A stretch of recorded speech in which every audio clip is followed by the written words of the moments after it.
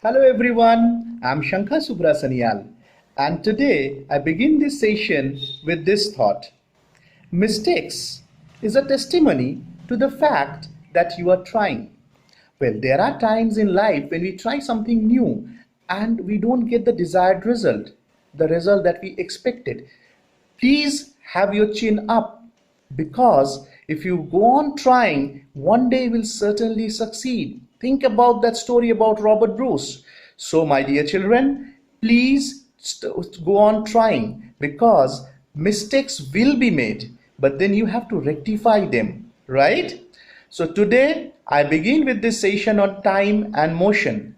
Till now, we have had three sessions. This is the fourth one of this series. In the first one, we had talked about the concept of motion. In the second one, we had discussed about the various measurement techniques for time. In the third one, we have learned about how speed is to be measured. Here we'll learn something different. What we are going to do over here, we are going to learn about the distance time graph and how the motion of an object is represented pictorially. This will be fun. So let's begin. Uniform and non-uniform motion. When the speed of an object moving along a straight line path remains the same or unchanged, we say that the speed is constant. On the other hand, if the speed of an object moving along a straight line path keeps changing, increasing or decreasing, we may say that the speed is not constant. So depending on the nature of its speed, a moving object may have uniform motion or non-uniform motion. An object moving along a straight line path is said to have uniform motion if its speed remains constant. An object having uniform motion travels equal distances in equal intervals of time. The motion of a car running at a constant speed is an example of uniform motion. A car running at constant speed will cover equal distances in equal intervals of time. Mark my words over here. Equal distance will be covered in equal intervals of time. What do I mean by this? Let's take an example. If a car is running at a constant speed of say 10 meters per second, it means it will be covering equal distances of 10 meters in every 1 second time interval. In this case of uniform motion, the average speed of the moving object is the same as its actual speed. In everyday life, we rarely find objects moving with a constant speed or uniform motion over long distances or for long durations of time. An object moving along a straight line path is said to have non-uniform motion if its speed keeps on changing, or we may say it does not remain constant. An object having non-uniform motion travels unequal distances in equal intervals of time. Please mark my words over here. For non-uniform motion, it is unequal distances covered in equal intervals of time. The motion of a train starting from a railway station is an example of non-uniform motion. Well, why is this?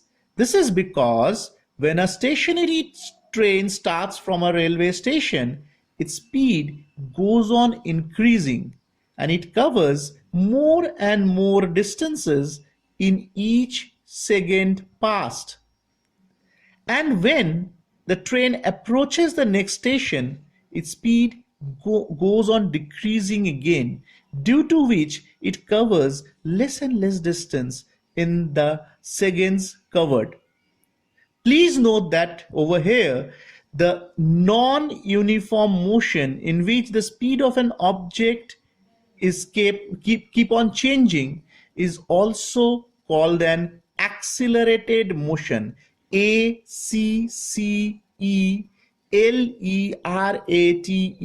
accelerated motion.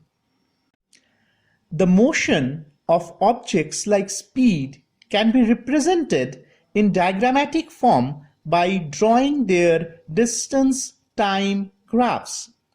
A distance-time graph shows how the distance traveled by a moving object changes with respect to time.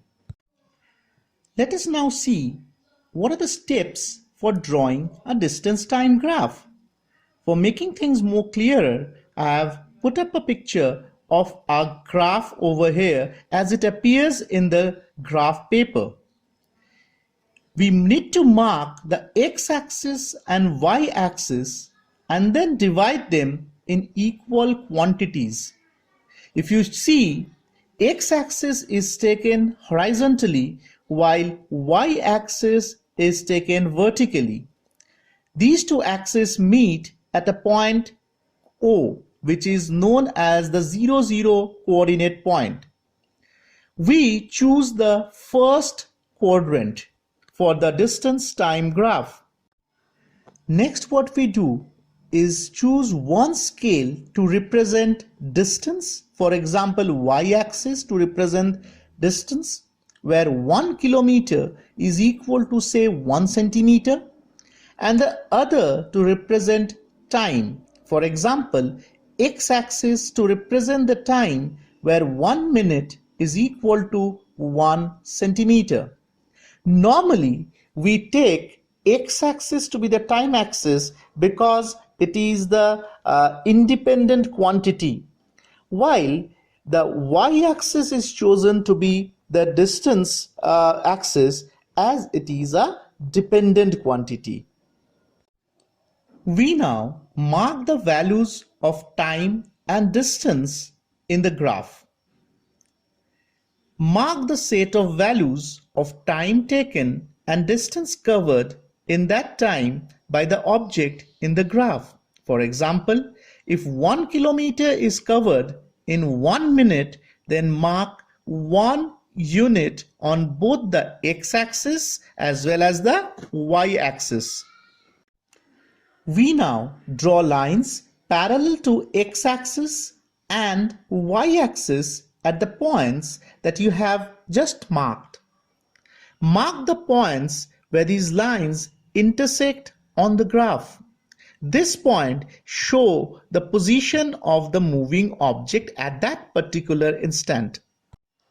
We now join all the points of intersection and obtain a straight line graph.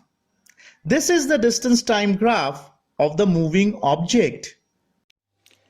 Let us now discuss about the distance-time graph for uniform motion or constant speed.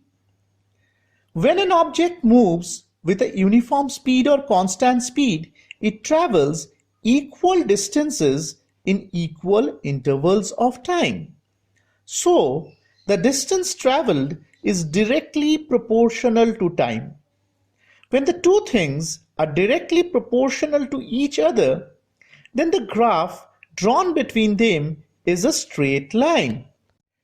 Thus, the distance-time graph of an object moving with uniform speed is a straight line. Let us refer to the figure over here. What do we find? The graph that we have taken along the x-axis, we have taken time in minutes. We have divided that into equal parts 1, 2, 3, 4 and 5, and in the vertical direction we have taken the distance in kilometers, again dividing it into equal parts like 1, 2, 3, 4 and 5. Let's take those blue marked portions. 0, 0. That marked portion is when at time 0 minutes the distance covered by the body is 0 kilometers. When the body moves by 1 minute, the distance it covers is 1 kilometer. That is represented by the next point over there, which is marked as 1 minute, 1 kilometer. Similarly, if we go to the next one, we would find that the distance covered is 2 kilometers when the time is 2 minutes. This is how we get the points. Now when we join these points, we get a straight line representing over here. The slope or slant of a distance time graph indicates the speed of an object. If the slope is less steep, then the object has a low speed, while if the steep is sharp, then it indicates higher speed. So just by looking at the slopes of the two distance time graph lines, we can tell that which is moving faster with respect to the other. Now let us focus our attention to the distance time graph for a non-uniform speed or changing speed. When an object moves with a non-uniform speed or a changing speed, it travels unequal distances in equal intervals of time. In this case, the distance traveled by the object is not directly proportional to time, and hence the distance time graph is not a straight line. The distance time graph of an object moving with non-uniform speed or changing speed is a curved line, as shown by the line OA in the figure. Thus, a curved line graph between distance and time tells us that an object is moving with a non-uniform speed or changing speed. The distance time graph is in the form of a curved line, which tells us that the object is moving with a speed which is not constant.